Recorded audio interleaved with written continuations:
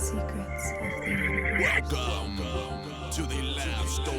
Welcome to the Last Awakening podcast. I am your host, Joshua David, and I am here with Johnny, the Big Chief Walker. Welcome to the awakening.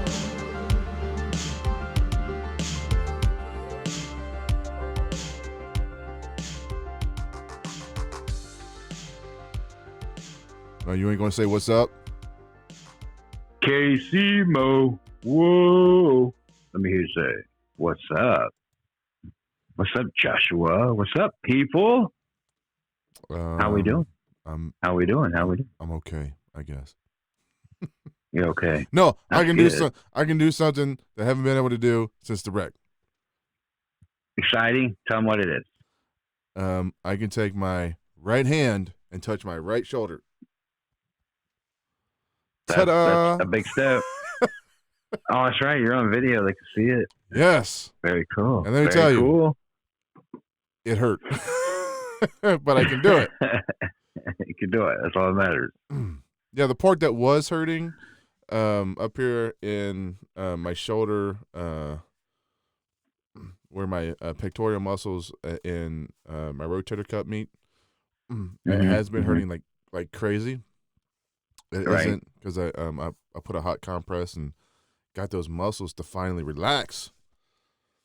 Yeah. But the top one up here is still hurting. Have to put some more heat on it and maybe that Yeah. tinge unit. Yep, I've been doing both, so I try to get Yeah, to because so I can at least get it to move it to where I can actually start working the muscles out. Because I haven't even been able to do that at all. There's been no way. yeah. For everybody listening, if you get an injury or if you get a pulled muscle or something, the best way to rehabilitate it is you got to get it to where you can start stretching it Yep, and get it moving. yep, And it's going to be painful, but with electrotherapy like Josh has, the tinge unit, and with some hot and cold compresses, and you can get it, do it a little cold to take down the inflammation, a little heat to loosen it back up, and consistency. That's basically what you could do. yep. So And I've already You're been gonna through this get there, once, so buddy. I know how to do it. yeah, got all kind of training for the second time, right? Right. Besides So- that, I'm doing me, man. I'm doing great. Living, That's good. working on some music. Right? Maybe finding a direction I want to go into and my own sound. With Right the on. style I want to do, I guess. It's not going to be like in any genre, I guess, per se. I do like certain styles of music, but I can definitely tell you the stuff that I'm creating, no one's ever heard before. Nobody's ever heard contemporary Christian? I am not doing contemporary Christian. When I was a Christian, I wasn't doing contemporary Christian. No. No, I know this. No. No, I'm doing life music, real life music. Right. And just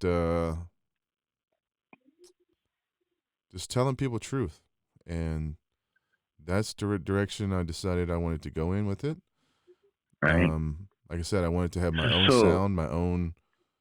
That would be lyrically then the truth. What kind of music? If you were going to put kind of like you said no certain genre or anything, but like No, it's not any. It's not. It's me. so not similar to anything. I personally don't see it in any genre, just because like it's not. It's me. Just what's coming from love. Okay, that's the best way. It's man. just what's coming out of me, and I'm not trying to put it in any genre. I'm just creating music, and whatever that is, however that comes Yeah. out, However that translates to somebody else, then it translates that to them. I'm not with the I'm not music trying to put today, myself in a box, because if I say certain genres, people already close their mind off to certain right? things. So no, this is just music, And then somebody that loves that certain genre will be like, "Well, listen to it," and be like, "Oh, this ain't the stuff I like. Like, this ain't this genre." right? Yeah, they want to argue with you. Yeah, well, that's good. Even like with saying we're Christians, we talked about how that puts you in a box, and then people are like, "Well, you're not a Christian. You don't sound like me at all," and they all of a sudden start You don't judging believe you. the same things I believe. So you're not a Christian. You don't Oh, worship the devil like I church. worship the devil. Right.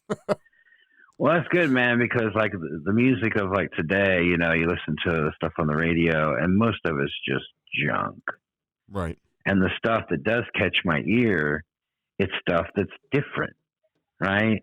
Artists that they're taking the risk, being risky enough to do something different, something that speaks to them, something they enjoy, and if they enjoy it, it comes through. Well, You could see, I've tell. always learned something. The people who make it in the industry aren't necessarily the people that sound like everybody else. And No, they I'm not don't. saying I want to make it in the industry. No. What I'm Yeah, saying is people who make a name for themselves in music, they don't sound like anybody else.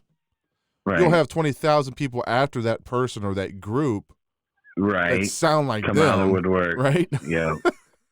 And that's because some producer found them, said, "Hey, you know what? I think I can make you sound like we this." can make a little bit of money off the genre because it's hot right Yeah, now. So let's we everybody can. like sound like this because this is what everybody's buying. And be like, "Oh, you're a good singer. Yeah, we'll scrap all that. We can fit you into this hole right here." Right. They're like, "Okay, am I gonna be rich and famous? Yeah, okay, whatever. I'll sell my soul." So yeah, that's the bad stuff about the music industry. Once something pops off popular, and then all of a sudden you got 45 boy bands. Yeah, I remember when And Mace left, right? He left the hip hop scene for a while to go preach and at a church and be a pastor. yeah, And there was like literally every group, every record label had their own Mace sounding guy. And I yeah. mean, you couldn't turn on a song and there was like somebody sounding like him on the radio. It's like, this is Well, crazy. grunge came out, grunge music came out, and then all of a sudden a bunch of bands that sound the same, even though they're all Yep. talking about how they were different. Right. Like this is different style music. Well, there's a lot of it the same. And then emo and then Yeah. whatever the next metal, hair metal. I mean, come on. Yeah. whatever Yeah, whatever makes waves, it's sure to follow. Like there's going to be like thousands of copies. let's not even talk about rap right now. Like I'm not a huge rap fan anymore. Mumble rap, anyone? Mumble rap. That's all there is. That's all there is. No, there's not. There's more than that, but that's what's on the radios and stuff that they play. Yeah. Because that's what they're pushing. Well, the new style rap is like Chance the Rapper. That'll be the new kind of stuff coming out. I've seen some more of the stuff like that. No, I don't think so. I think No? no, because when I was in this was back in 90, 98, 99, 2000, 2001 that Right. area. Right. I had already started telling people the next big genre that was going to come in hip hop was going to be an ambient techno style, with like dirty South drums. Right. And that's what came like 20 years later. His name's Drake. If anybody wants to know. Yeah, he's because I could see it on the kinda- forefront. I could see like the way the music was going at that point. Yeah. I think It's people going might to have turn heard of him. back. I think at some point it's going to turn back, and it's going to go back into like an early to mid 90s vibe. It's not going to be quite the same, but it's going to be similar. Right. But we'll see. We'll see what happens in the next 10 to 15 years, if I'm right or not. I'm just ready for You heard it to here come back. first. 90s rap will come back, and it's going to be like an updated version of it. It's not going to be quite the same, but it's going to have that feel and that vibe to it, like the 90s. And 80s metal hair bands. They're coming back. You hear it hit first. Some countries like Mexico, they never left. Right. So now that we did our music review, yes. Let's start another channel for this. So this is just called MishMash. We're just two people in truth having a conversation. Yeah, we got some stuff to talk about. We got some a couple questions from some people, viewer comments, and some little bit of stuff about Revelation. Right. I got some thoughts about that. Brother Kelly. Our revelation on Revelations. There you go. There you go. Brother Kelly on the True Good News YouTube channel, good friend of ours. He did a video, Josh said today, which I have not watched. Sorry, Brother Kelly. I'm sorry. Said he did a video on Revelation, so we got some stuff to talk about. What I find funny, and I've told you this for 10 months. 11 months on Monday. No, today. Today. It's the 3rd. Happy birthday, bro. 11 Happy months. 11 months, bro. Yeah. Wow. Check that out, guys. Yes. It's officially now our 11 months of being in truth. Yep. And doing the channel thing. And knowing who the actual father is. Imagine that. That's exciting. So he done a video on Revelations, the book of Revelations, and his how he perceives that. And don't talk too much. We want him to go watch it, but go ahead. Well, if they don't watch it, okay. Are we going to start with that, or do you want to start with the questions? I'd rather just go ahead and start with this because we're already there talking about it already. Yeah. Break it down. Okay, look, I have never. He just goes straight in. I have never believed the book of Revelations, ever. Right. Not once. Explain why, even when you were in church and stuff like that, why was it that you never seen Revelations as true? If David could stop the sun, right, then us humans could stop what happens in Revelation. If Moses could ask the Father when he's fed up, or God, Yahweh, when he's fed up to not with destroy the people, then not destroy them. One person asking it. If who was it that was asking if Yahweh would spare Sodom and Gomorrah? Abraham. Yeah, that's Abraham. If and his son Lot, yeah. Yep. If he could say, or nephew Lot, or whoever it was. Nephew, yeah. Yeah. And if he could sit there and be striking deals with them, right? Yep. Then why can't we stop that? Right? If David could choose Yahweh's punishment for him during the census that he told him to do in the first place, that should have been his punishment. Exactly. Then why can't we? So I get your point. That's a good point. That's not what I thought back then. And like I said, I've always thought this because me being a prophet and me knowing how if I believe something and I speak it, it can manifest. Mm-hmm.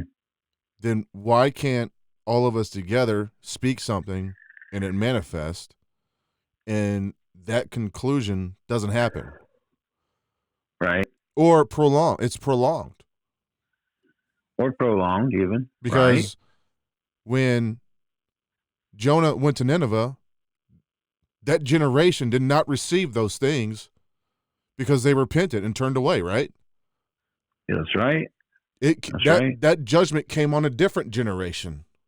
They were going to be destroyed. So why couldn't this generation be the ones that stopped that so this generation wouldn't have to go through that hell? These are things I've asked myself, before I even came into the kingdom. These are questions See, I was already having. Like, if these are, I love how if the word can do these things, and someone being bold enough to speak these things, yep, then I why believe does it. that have to happen? Right. I love how that you've seen things differently back then. You know, I was different. I was very much in the narrative. I grew up where, you know, my dad preached it. I was in church every day, of course, like you were, and I hear other pastors preach it.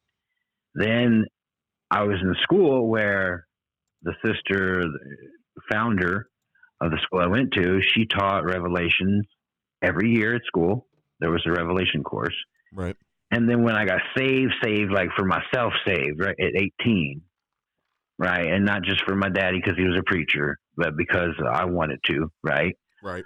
Because I felt the guilt trip at the back of the church, and I decided to get saved. Without my dad, it wasn't even my dad's church, right? I didn't even go there. Right. The pastor at that church, every week, I was 18 at the time, or 17 when I got saved, but 18, started going to the men's fellowship at his house every Monday, and we'd eat and stuff, and he taught Revelation.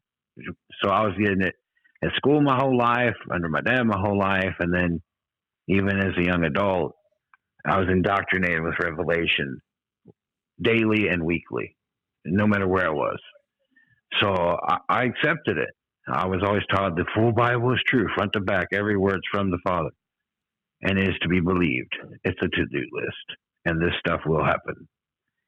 And I know growing up in school, having it every week for basically all of my adolescence, I was scared crapless, right? You read Revelation, and then the lady talks about it and stuff. People preach about it, and that's scary stuff, especially to a kid, right? Mm-hmm. Every time you turn around, you do something that's wrong, you know, or you slip up, say a bad word, you have a bad thought. Oh crap! I'm gonna go to hell. I'm gonna go to hell. Oh my gosh! I'm on fire right now. I can feel it. Like that's not what you want. So you'll do anything not to go there. You're not even happy about the idea of going to heaven. I thought it was going to be boring. They're like, you're just going to sit around worshiping Jesus all the time. For eternity. Boy, this is exciting. No video games. Right? This sucks. But I didn't want to go to hell. I can't do anything not to go there. I'll go hang out for eternity. You'll sell forever. your soul to someone who isn't even the Father. Just not to go there. Just not to go there. Isn't that the truth? Wow. Isn't that the truth? And that's how I grew up thinking, right? So I think it's cool that you thought differently about it. I didn't grow up with critical thought. I really didn't. I had some naivete. Some other things I had issues with too was like when I read the book of Revelations, the things I were reading wasn't what other people were reading. Yeah. It was like I was reading a totally different book. And I'm like, right. How don't they see like how I read this? Why is what I'm reading different than what they're reading? And this isn't just about the book of Revelations. This has been about a lot of different verses in the Bible. Not whole books, not whole chapters like it is now. Yeah. But there's been a lot of things in the Bible. I'm just like, that's not what it says. It says this here, right? Mm-hmm, and a lot of the stuff that since coming into the kingdom that you've been like, I guess, getting to receiving. As far as how, like, you know, your interactions with people and like how you're supposed to do the interactions with people now, as far as like speaking your truth and different things. I got that stuff a long time ago. Yeah. Because anytime I would bring up anything, right. I was Well, dude, automatically I know- shut down.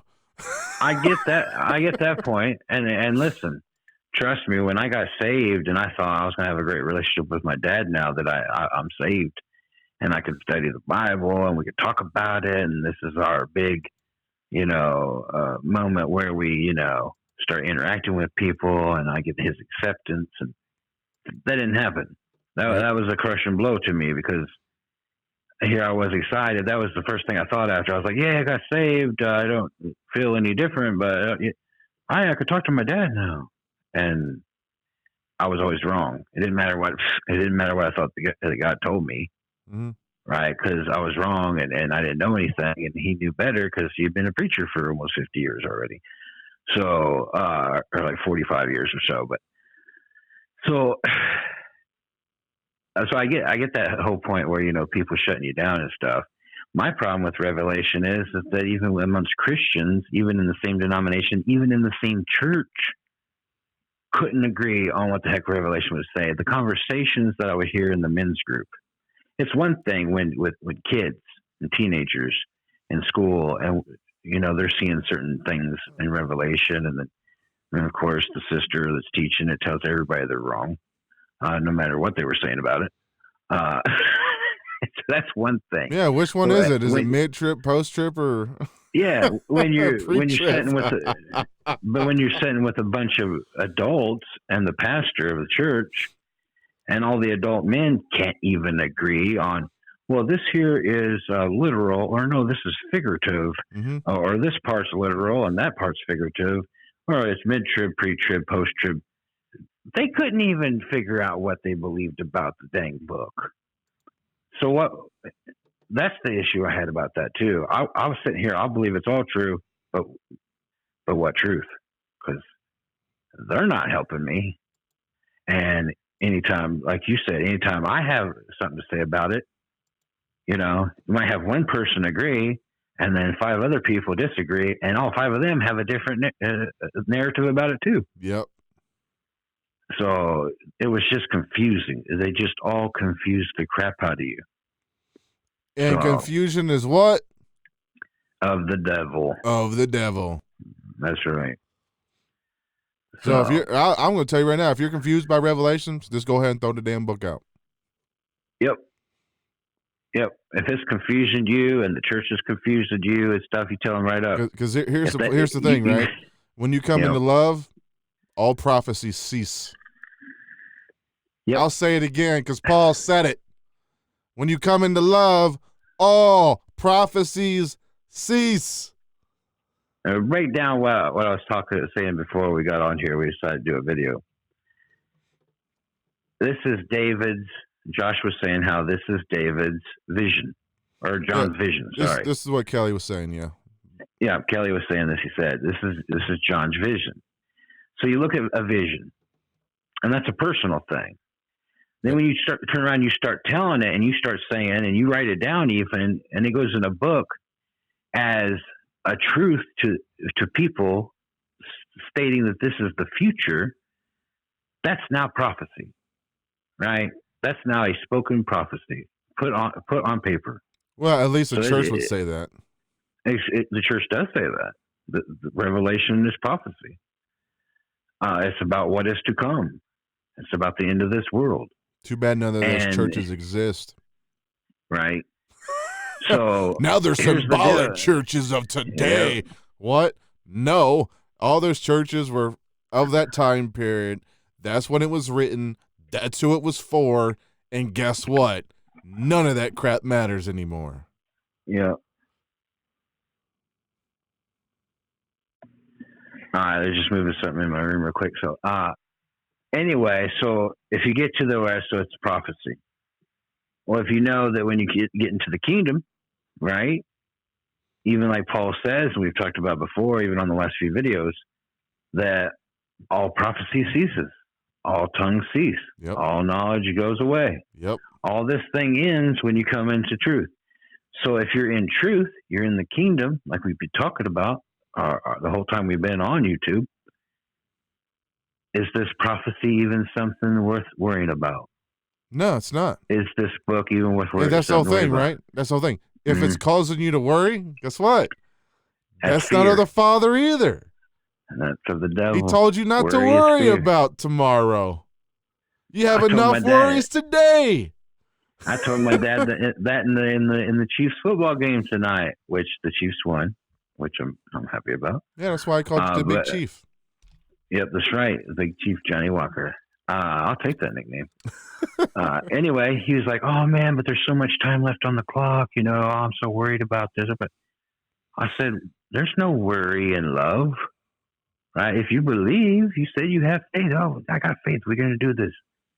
Well, faith. I was like, I was talking more of a sense from love, right? When love casts out all fear. Even when with faith, they talk about faith. There's no worry in faith, right? They can't even get their own stuff that they teach right. You know what I mean? You talk about faith because all the they time, believe I'm all that worried, stuff's I'm in the scared. future when Jesus finally comes back, and then we're going to have no more fear. No, it's now. Right. No, well, yeah, because that's when tongues and prophecy and knowledge will cease. When they get to heaven. Exactly. When you get to the kingdom.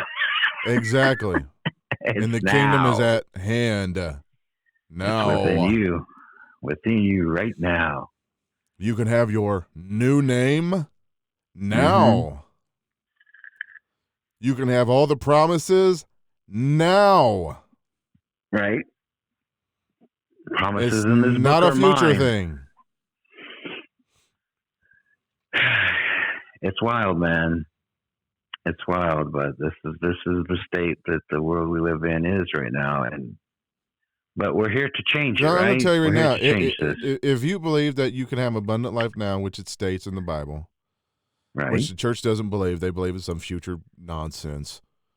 Well, they say it's now too, but they don't.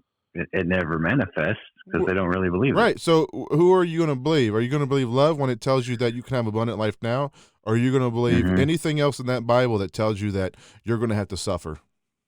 Yeah. Which is it? They take the suffer. They take the suffer. We're going to go through so the test. Who is that from? The trials. If love is telling you can have abundant life now. Yep. Then where's the suffering?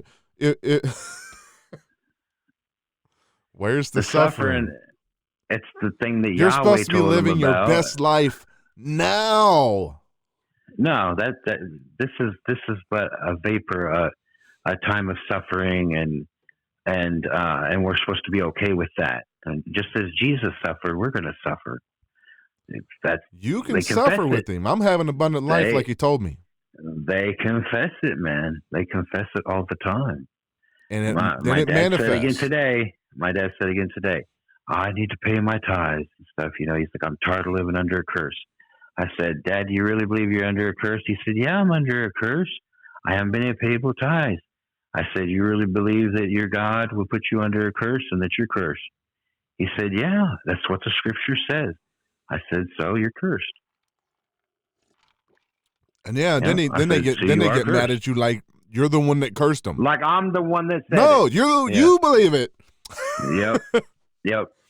I said so. I just asked the question. He's like, yeah, that's what the Bible says. I'm under a curse because I haven't paid my tithe. I said, well, then you're cursed. Yep. So be it. Like that, you accepted it. Yep. You spoke it. You agreed to it. You agreed to those terms. Yep. So wait for the next bad thing to happen. Great. And they want it. Why? Because then they can go for it every day. They can go to church and they can have a prayer request. I get to get involved. I got a prayer request. Attack. Yeah, because you keep speaking nonsense on your life. And they think they're being attacked because of their righteousness. What righteousness? You get attacked. They don't have any righteousness. They get attacked because they confessed it. Yep. And then they thank Yahweh for helping them get through the thing they're going through. And when they finally get through it by the skin of their teeth, then they glorify Yahweh for it. He's the one that gave it to you because you confessed it. They don't get it. They spoke it. They manifested it. Yep. They agreed to it. They signed off. They took the contract. And this is why, you're supposed to be conscious of the things that you speak, because you're speaking things every day into Every day, existence. all the time. All the time. They're so simple times having conversation with people, and it could be anybody, anywhere. And you'll say something, and you're like, "Whoa, wait, strike that, rebuke that. No, we're going to speak something else." And just simple things like, "You better not do that. You're probably going to get whatever from that." No, strike that. You're not going to get that from that. And you have to watch it. You really have to watch it. Yeah, us humans are really good at making promises and covenants and vows. Swearing. Oh, I swear. How many times people say, I swear, the next time this happens, blah, blah, blah, blah, blah. And then the next time it happens, you don't do what you said. Right. So you broke your own oath. Yep. And people say it all the time. I still catch myself talking. I'm doing it with Josh on the phone.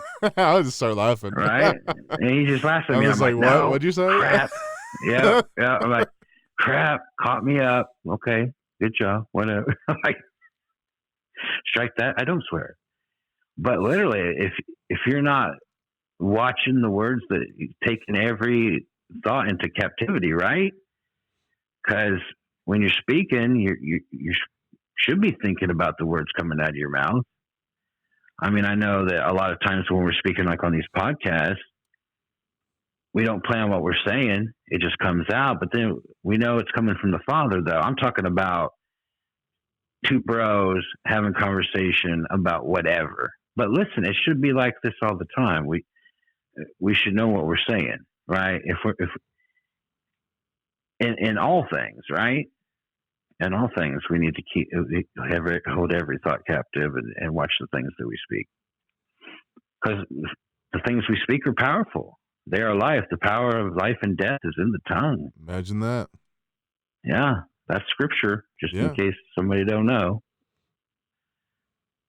So we need to take it seriously. I agree. Ditto. Right on. So, just like every other book in the Bible, you don't need any of it. You have all the truth inside of you. That's right. When you go into your kingdom inside of you, and you awaken the love inside of you, you don't need any book. You don't need any guidance. You don't need none of that stuff. Right. You already have what you need for this life. And you have the knowledge to speak to the people that are brought your way. What happens if we get to a time, Josh, and the church teaches about this, that you better study the Bible now, because there's going to come a time where the government's going to come in and take our Bibles. Take them, burn them. Yeah. What are people going to do then? And they always say, well, the you know what? The truth wasn't the Bible. No. Sorry to tell you, church, the truth isn't the Bible.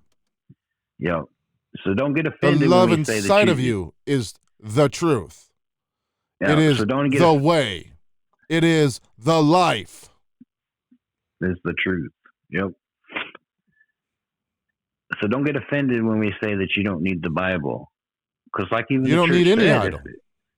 If people keep don't need a cross, you don't need a building, you don't need that stupid picture of whoever that guy is on the wall.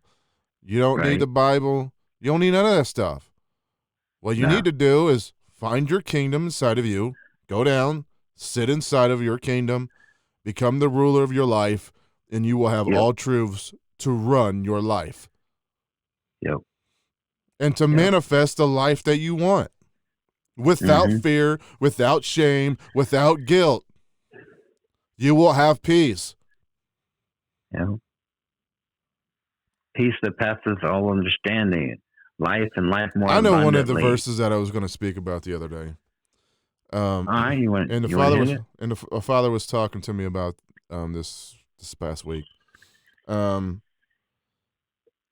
about the whole thing about love your God with all your heart, mind, soul, body, Yep.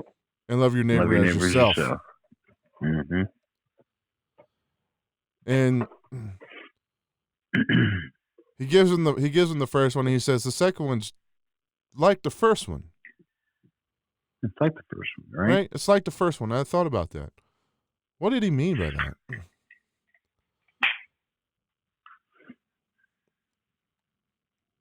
Do you know? I haven't thought a lot about it, man. That's a good thought. How is the first verse, or the second verse, right? The loving your neighbor as yourself, like the first one. It's really interesting because if you actually sit and think about what that means, Mm-hmm. then you'll understand what he's saying in context. First, to love your neighbor, you have to love yourself. Absolutely. That's even something a lot of parents and stuff teach their kids. You can't love somebody else until you love yourself. Yep. I know that in counseling and stuff like that, you get a therapist or something, a lot of them. Oh, you hear it all the time. Broken people find broke people. Exactly. So, if the first verse and the second verse are similar, how are they similar? Well, the second verse says you have to love your neighbor as yourself. The first verse tells you that you have to love your God with all your mind, body, and heart, right? With everything. Mm-hmm. Mm-hmm. The only way that happens is if the God that you're supposed to love is you.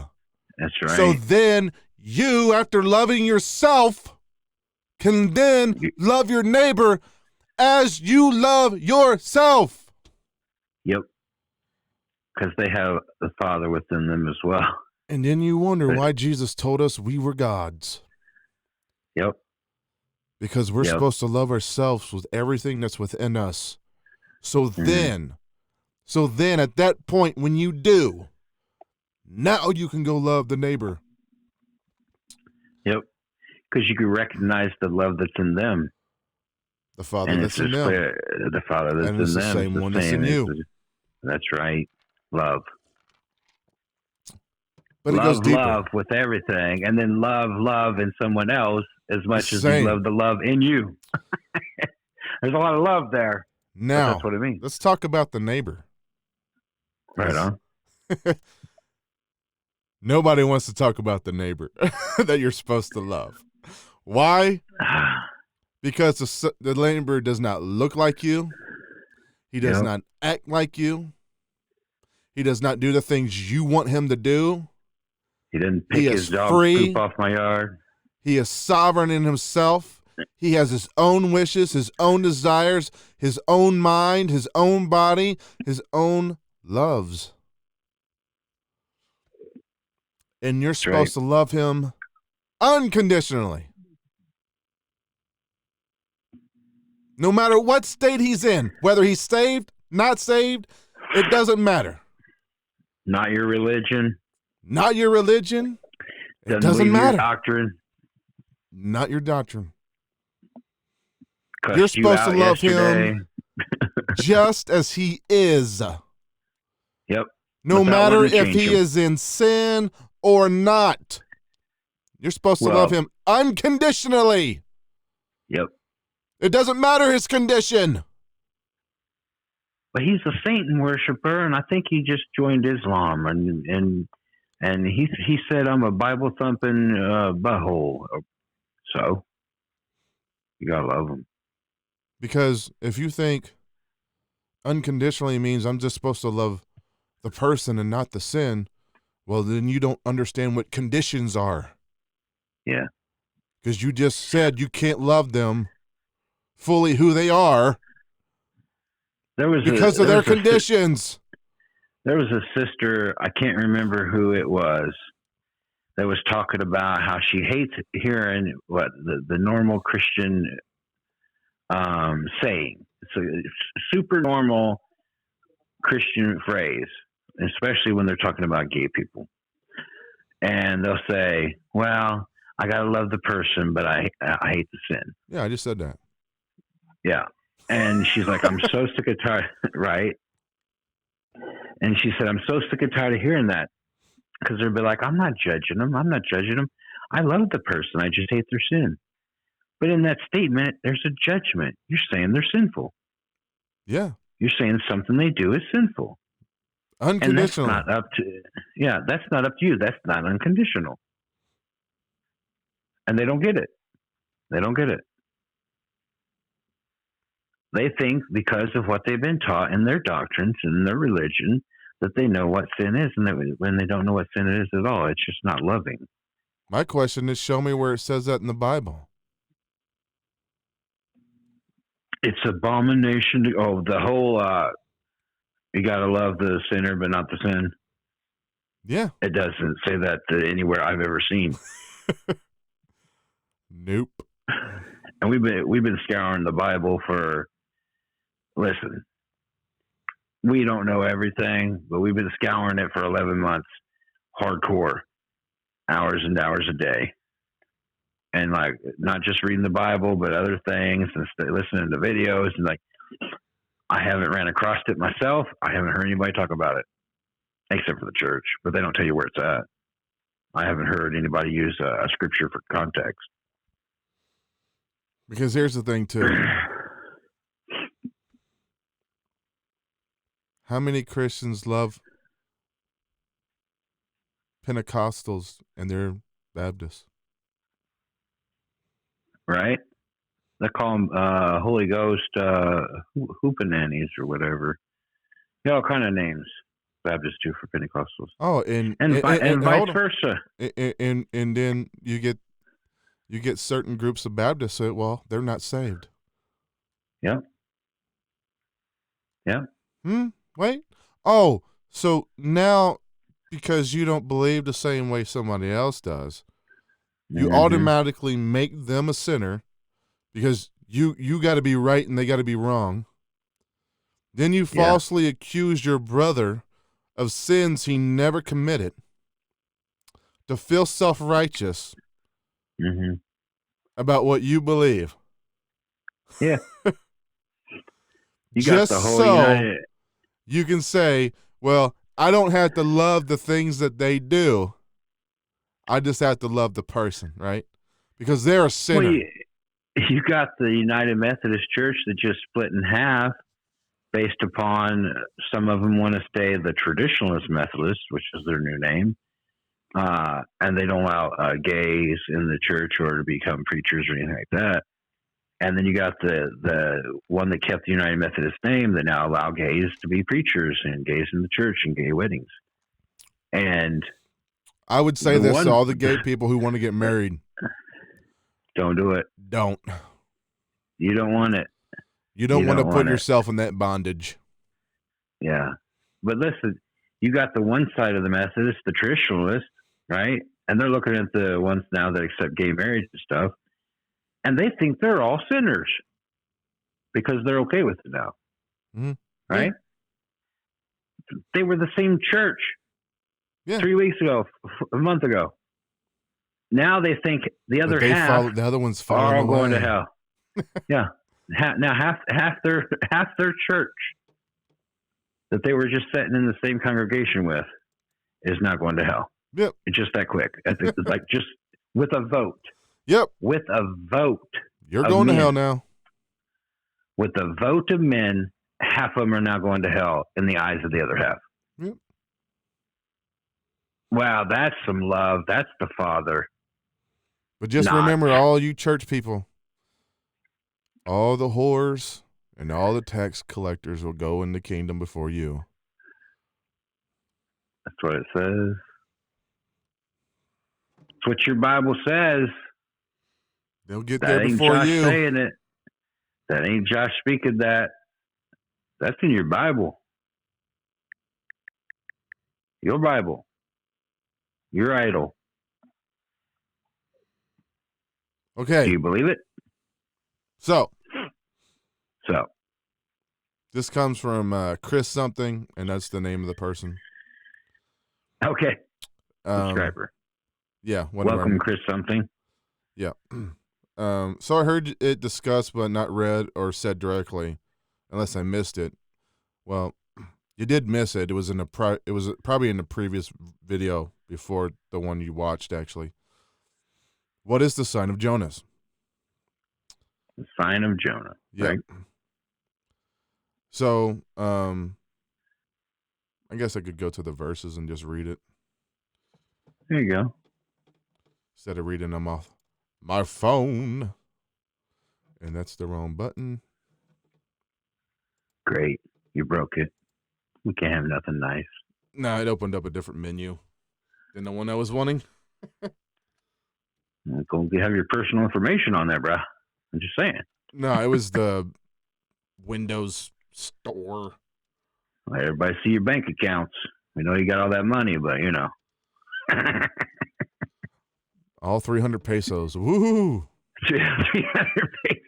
Get paid in pesos at your job. Oh, goodness. It seems like it sometimes. I get shekels. Oh, there you go. I got 45 shekels in my account. All right, so we're in Matthew 12:39. And he answered, a wicked and adulterous generation asks for a sign. Don't they? Boy, I'm telling you, the church is obsessed with those. But none will be given. But none will be given. Not by his Father, not by Jesus' Father. You're not going to ever get a sign from him except for this one. But none will be given except the sign of the prophet Jonah. Yep. And what is that sign? For as Jonah was 3 days and 3 nights in the belly of the huge fish, so the Son of Man will be 3 days and 3 nights in the heart of the earth. The heart of the earth. It says heart? Yes. Ooh, that's good. That's good. I was going right with what I was thinking on. Go ahead. So that's what I told him. I told him, I gave him those 2 verses, and then I said, this is what happens when you enter the kingdom of heaven that's within you. And those 3 days and those 3 nights, you're reborn or born again. And now you have become the resurrection, a new creation. Yeah. All old things have passed away. You are new. Behold, you are new. Real quick, Josh, where would you say the kingdom is within you? It's within you. Where would you say? Well, we've been using the age-long symbol of the heart for love for nearly all eternity now. And there's a reason where it says there, you spend 3 days and 3 nights in the heart of the earth. Your flesh is earth. Yep. And I'm going to tell you and where love is, the kingdom is in the heart. It's the seating place of love, right? It's within you, in your heart. What happened with me and Josh, we'll say, because we experienced this. We experienced the 3 days and 3 nights in the heart of the earth. Yeah. We just talked about earlier how this is our 11-month birthday. We're 11 months old. Yep. Why do we say that? Because 11 months ago, we came out of a 3-day period where we didn't talk to each other. We didn't really. I don't remember talking to anybody. 28th. Yeah. 2019. Yeah. And we came out of it not knowing what even happened those 3 days. No. We know no, we lost 3 days. And because we come out of it. The new you, the new creation did not experience those 3 days. No. We were resurrected as this who we are now. Love, right? In the kingdom. Yeah, in the kingdom. The old us had passed away. Behold, we were new. We're a new creation. We're born from above. We're born from spirit.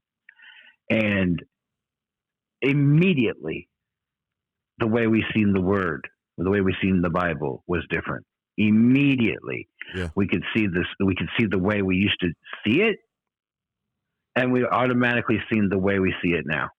We seen the narrative we used to believe, and we automatically seen what we see now as the truth at the same time. And the disconnect we felt with this world was just uncanny. I mean, Josh can testify to it, right? He felt the same thing. We just started throwing crap away. We started giving crap away. Giving stuff away, selling crap, everything. Yeah, you just got to unload it. Like, I can't even see, but I knew there was crap in my closet, and I could feel it. I was like, I got to get rid of it. It's in there. It's in the closet. I don't need it. It just sits in there for years. Yep. I got to get rid of it. And that's just a little sign, right, of the disconnect, of not being of this world anymore, right? And it's because we had attachments to those things. The things that we've gotten rid of, we had attachments to those things. Sure, stuff I had collected for. We cherished those things. To be honest with you. Yeah, we did. And we did. when we came to this, we're like, we don't need those things. It's not what we live for anymore. Yeah. And to be honest, I know for myself, I got rid of some relationships. There were some relationships that I still loved the people, but I could not have that relationship no more. Those were people that were going to try to pull me down. They were going to hold me back. Yeah, I had one relationship like that, but he came into the kingdom too with me, so I couldn't get rid of him. Who was that? I've heard about him, and I heard he's a pretty nice looking dude. Pretty good looking dude. That's what I've heard about him. Trying to get rid of him for 5 years. Shoot. You must have been trying, because there's some stuff you said anyway. I was a glutton for punishment. No, I was hanging around trying to get him saved. I was like, oh yeah, it was. Yeah, you trying to get me saved? Yeah, he'll come around sooner or later. Yeah, forgive him, Lord. He just ain't getting it right now. It's all right. He'll get it. No, but yeah, it's really though that those things that we went through, that was the time in the belly or in the heart of the earth, right? Yeah, the culmination of actually there was 5 years of getting to the point where we could even enter. And yeah. This is what it talks about, like it being a narrow gate, because for us it was a long. It's been shorter for other people that we know of so far. Sure, a lot faster than they've come along, a lot farther than we did. It was like Kelly was saying, it was just him. Yeah, it's just him. It was just us. Like, and it got to the point, a lot of times, man, I know for the last 2 years, dude, there was weeks and weeks and stuff, man. I didn't even want to hear your voice. Yeah. Ditto. Yeah. Extreme ditto. And it was because we were trying to deal with this new reality, trying to come to grips with what the Father was telling us, and coming to terms with actually entering in. Yeah. Where like, you didn't know what you were entering into, but you knew you were trying to find truth, and we were looking for truth. But then at the same time, nothing's making sense because we're barking up the wrong tree here and there, right? Yeah. And still looking at the Bible and being like, why can't I put this together? Why is this not fit with what Jesus says? Why is what Jesus says not fixed with this person? Why? And after a while, it gets frustrating, right? It's like nobody gave us the roadmap. Like Brother Kelly, Good News talks about. He didn't have a roadmap. No, there was no trailblazer in front of him. He didn't know where to look. No. And that's where we were at. We didn't even know there was people. I mean, there was people talking about some weird stuff online. We knew a lot of people that talked about conspiracy online because we were into that. But we didn't know what was going on with us. I've never, ever heard anybody ever talk about the kingdom Yep. entering into the kingdom, where it's Mhm. at, how to find it, Yeah. until the video that we both watched. Yep. And then we died. Yep, because we knew how to get there. We finally Yep. knew how to get there. And Somebody said it, drew our attention. Actually, it wasn't what they said. What they said sparked the memory in us, right. sparked the truth that was in us already, and it killed us. It literally just killed over. And then 3 days later, there we and were. also I do remember this as well. In Revelation, when it talks about in one day Babylon will burn, it would be destroyed in like 1 hour. Yeah. That's the old you. Yeah, dude. It's If that Babylon. wasn't how quick it was, right? Yeah, because I had time to watch that video, die, send it to you, and say, call you on the phone and say, John, you got to watch that video. Yep. That's the last And thing then- I about remembered. I don't ever remember you calling me back. I didn't. And then I didn't. I remember 3 days later. 3 days and 3 nights later, I'm sitting in my bed, and I call you, and I'm like, hey, what's going on? Yeah. Like, what's going on? Yeah. And then I was like, how do you feel? And he was like, I feel numb or whatever. I was like, yeah, me too. I was like, and I was like, I feel numb to this whole existence. yeah, and I was like, to be honest with you, and I was like, I think I got saved. And then I was like, no, I'm born again. Right. Right. And here's the crazy thing. That's what it is. We knew nothing about the Jonah thing, sign. We knew nothing.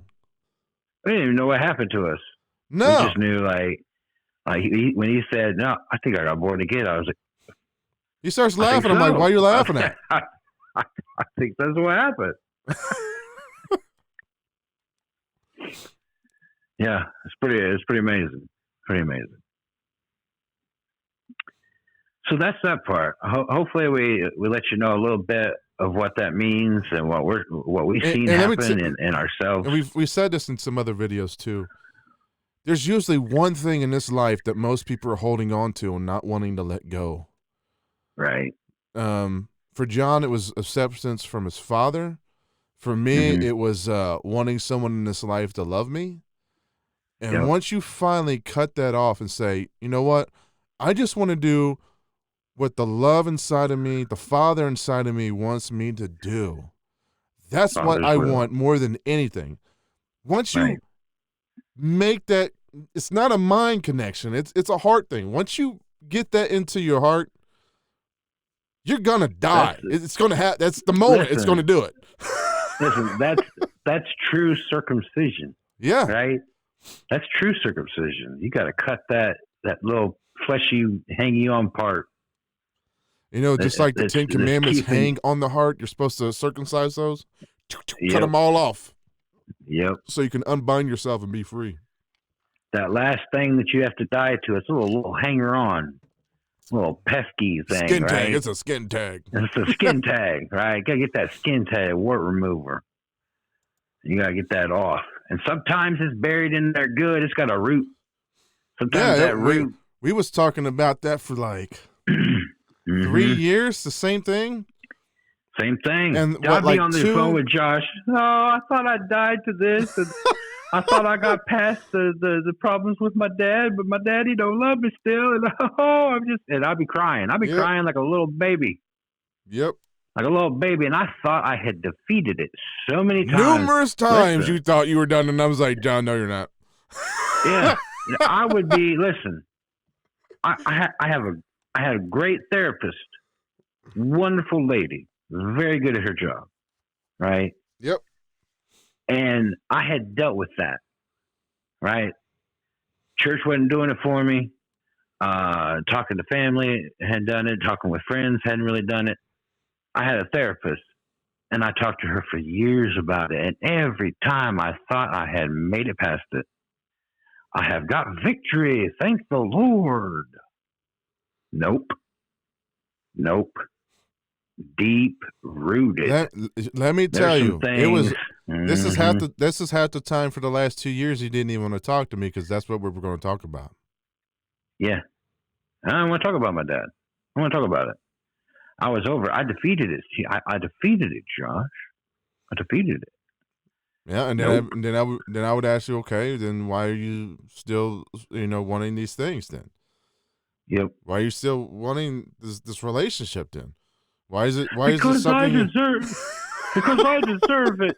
And his daddy gave him acceptance when he was old, and now my dad's old. He needs to give me acceptance.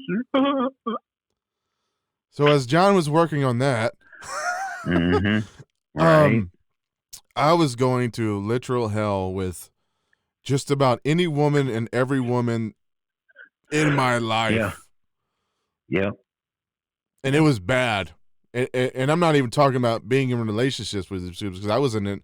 There was only one of them or two of them I was in a relationship with, Right. and the other ones I weren't. And it was just bad, bad, bad, bad, bad. Yeah. And it finally got to the point. You know what? I don't want that no more. I don't want a Mm-hmm. relationship like that. That's not what I'm seeking anymore. It's not important. And then that was 2 years of me being literally alone by myself, Mm-hmm. not seeking after any woman in this life. Yep. And then about Because 2 weeks before we watched the video, numerous times over that 2 weeks, we just kept saying, you would ask me and I would ask you, and we both say, I just want to do what the Father in me wants me to do. Yep. That's what I want. I don't want anything else in this life. There's nothing in this life that I want. None of this stuff even matters. Don't. And it finally didn't. Right. It It finally didn't matter. truly didn't. Mm-hmm. And then that's when Mhm. we entered the kingdom. Yep. Yep.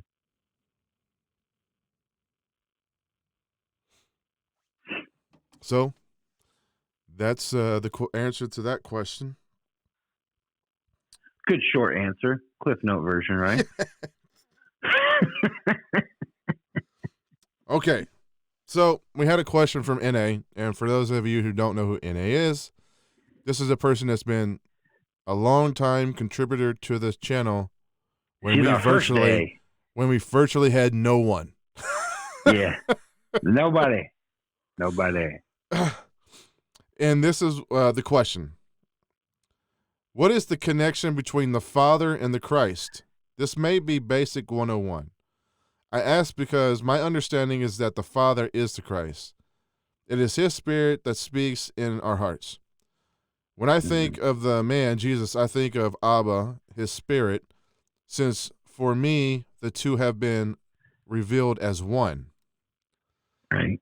If you have seen me, the Christ spirit that resonates with you, you have seen the Father, the Christ spirit already in you. I always take it as the man Jesus carried the Spirit of God and made him visible through his actions and character.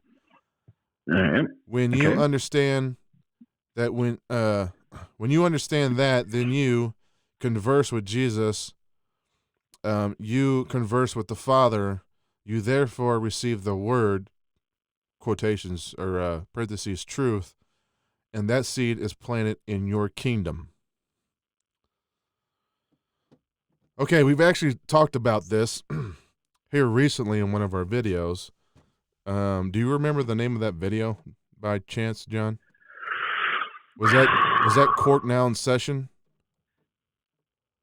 Ooh, that was our last video we did. I don't know if that was it. No, that wasn't the last video we did. I don't think it was court and out section. Let's see here. Or would it be Bad Blood? Could have been bad blood. That's just the thing that we remember and what we talked about and what video it was. It's a little difficult for us because we just say what the Father has to say as we're going. Let's see. Let's Bad just break Blood. down. It is For it is by grace you have been saved through faith. I think it's that one. Yeah, that could be it. Because that's the one where we're talking about grace and kindness. Where we talked about the word Christ and Christus. So if we don't give you a good enough answer here in this, go back to the video. For it is by grace you have been saved through faith. And basically what we were saying in that video is how you render the word Christ. It can either mean slave or kindness. Yep. Because the word kindness, when it's translated, one of the translations of it is the word Christus, which is Christus, which is Christ. Yep. And we show how that word breaks down over the timeline of its translation through Hebrew and Greek and Latin to the English word. And all those words, kindness, Christus, they're all the same word. Right. But there's a different meaning. In English, they're all the same word. They're all the same, the word Christ. But there we go. But in the Greek, depending on how you render the word, depends on how you perceive what the word means. This is why we were saying Paul renders it as slave, because he believes he's a slave to Yahweh, to the Lord. He's a slave. He says so. So he renders the word Christ as slave. And then we got into like how the church believes that Jesus, the Christ, was their slave. He's the one that went and died for them, so they didn't have to die. Yep. He's the one that went and, done all the things so they didn't have to. He done all the work. That's what they keep telling you. He done all the work. We don't have to do any work. You just accept him into your heart and you're good. But see, they're fixated when the word says work, that is physical actions. It's not. We went over that in that too, and I don't know if it was in that one or one of the other ones, about the work that you do, the works that Christ did. I think it was in the same video. Yeah, were mercy, forgiveness. Those were the works. It wasn't his actions and his miracles that he supposedly done. It was forgiveness, mercy, love, compassion, kindness. Peace, those are the works. Kindness, peace. It's the fruits of the Spirit, the fruits of love. Those are the works. And that's why James said, if you don't have those works, your faith means nothing. Yep. It's pointless. We went into that too. Actually, faith and all that stuff is bullcrap. It goes away. Yes. Yeah. It goes away when you come into love. All that stuff does. And that's First Corinthians 13. It tells you all that stuff. It starting at verse 1, it talks about prophecies and being kind, and not being kind, grace and all that stuff. What? Didn't it start before 13? No, it's the first verse. Okay. It basically comes down to the point. Love is kind is actually verse 4. The three previous verses talk about if you don't have, if you have prophecies and know all the mysteries and you don't have love, you have nothing. Right. You have nothing. Because it's about love. It ain't about all that other crap. Right. If you're in the kingdom, it all ceases. Yeah, when you come into the kingdom, all that stuff he said in the first 3 verses stops. All of it. Yeah. Not just wisdom or knowledge, speaking in tongues and prophecy. It's all that stuff he said prior. If you don't have love, or if you have all these things but not love, then those things mean nothing. Well, those things mean nothing regardless. And then it says at the end, you have faith, hope, and love, but the greatest is love. Love. So have love. If you ain't got hope or faith, as long as you got love, you're okay. Right? And when Jesus said, believe my words, right? If you don't believe my words, believe the works that I do. It wasn't his miracles. Even then, the miracles. he was talking about mercy, forgiveness. Yeah. Those are the works. Compassion, right? The fruit. And it's about, and when spirit. you're in love and you're in your kingdom, you are that. It's not going out and like giving $1 million so somebody could have food over here. No. Nah, it's just who you are. It's who you are. It's literally who you are. Listen, is who you are in the kingdom going to be evident by things that you end up doing in this world? Sure. People will see the things you do, and they'll be able to see it as love. It's an external expression of the internal you.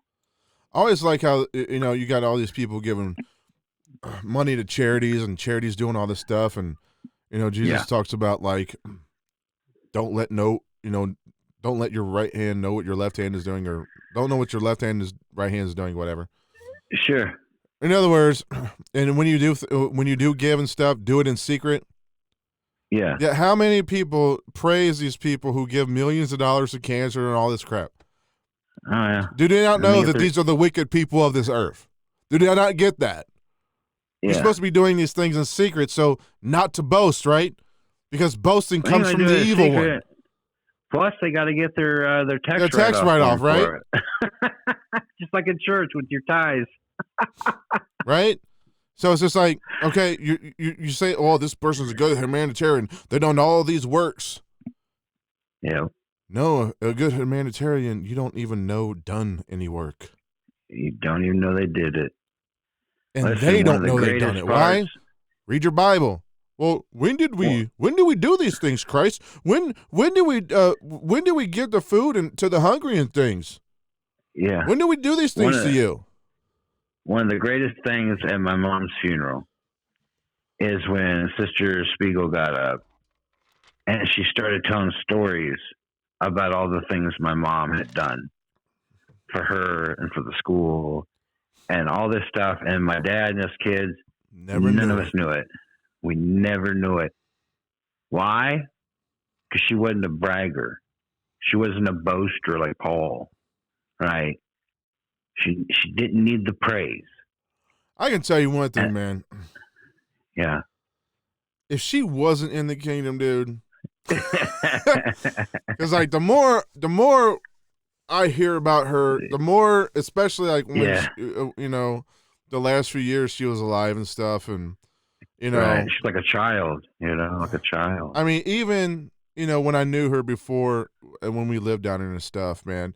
Mm-hmm. She was always to herself. She didn't really say much about anything. She just let things go as they were. She'd come to church. She'd be in the back sometimes, and I get a chance to talk to her every once in a while. It was like she was there, but she wasn't there. Yeah, she wasn't part of the gossip committee. Like she was in the church, but not of the church. Yeah, she was the one cooking in the kitchen for the people. She was the one working in the food bank and the clothes closet. And that was Mom's deal, man. I mean, that was. I think there was only one time I ever seen her even mad the whole time I've ever known her. Well, I can't say that, but I was a kid, so yeah. Well, yeah, I mean. Yeah. So, yeah, probably not many people seen it. Not many people have seen it. And, what's crazy is that growing up, I looked at my dad as the spiritual one. He has the two doctrines, right? Right. And he's been a preacher for almost 60 some years now. And I thought my mom, literally, I questioned if my mom was going to heaven. I didn't see her reading her Bible every day. I didn't see her giving a crap to go to the new church. She wasn't doing all those works, was she? She was not doing those things. But you know what she was doing? She was loving her children. Yep. She was raising her kids. Yep. She was showing love to other people without ever being asked. Mm-hmm. My mom, you didn't have to ask her to go work in the kitchen. You didn't have to ask her. My mom would just go do it. The pastor would turn around and Mom's just doing it. Well, I guess Sister Betty's going to help out with the blah, blah, blah. She would just smile. That was it. Yep. Never asked. And you didn't have to. She just wanted to. That was her. That was just her. And she would get embarrassed if you ever said anything about it, right? Mm-hmm. She didn't want that. Don't draw Yeah, attention. she didn't want the recognition at all. No, don't ever ask her to come. I remember Pastor Warner would give out these little things, these little certificates, right? Yep. Of people that did different things in the church. And like, man, I remember I got a couple certificates and I was like, this is cool. I was like a little peacock, right? Like I'm cool. I got my star on my piece of paper. Yeah, right. And listen, and you know, my dad was up there cheesing about it and stuff. Man, you couldn't pull up mom up there with a nope, wasn't happening. You could had a better chance of roping a steer. And that's just who she was, you know. And it's interesting the way how you perceive people now, and yeah, but we perceive everything different now, right? Oh yeah, definitely. Yeah. So, with that, I'm good. If you're good, if you got anything else, dude, we can go over it. It's up to you. Well, we got three more subscribers. If you want to shout them out real quick. I can't see them on my phone. Oh crud! All right, to the three new subscribers. One was Jake Cleary. I remember that name. It wasn't Jake. It wasn't Zachary. Jake. Zachary. Thank you. I was thinking Jake from State Farm. I apologize. So thanks, Zachary. And to the other two that subscribed. Amanda Young. Amanda Young. And welcome. Keto Life. Keto Life. How did I forget Keto Life? Let me see. Who else we got on here? Joe Carter. Right on, like the Toronto Blue Jays. Hopperful, right? NASA lies about everything. I would agree. I'm down. And Cleary. Yep. All right. Well, thank you to the newest subscribers. Yeah. We appreciate and there's your shout out. And yeah, we definitely appreciate the subscription. And we hope that something that's said here sparks a memory within your spirit. Sparks a memory within you. Yeah. And that's the purpose why we're here. So thank you again. So with that, everybody, including the new subscribers, be blessed because you already are, and be a blessing to somebody else. And as always, Joshua, do the works of the Father within you, the one that's always been there since before you was born. We are the Last Awakening Warriors. I am your host, Joshua David. I am here with Johnny Big Walker. Chief Walker. And Big we Chief. are Unlocking the out. secrets of the universe. Welcome to the Last Awakening podcast. Oh no, I think I've lost my mind. I think that was the best one ever. Oh no, You always say that. Welcome to the awakening. Dum dum dum dum dum dum dum.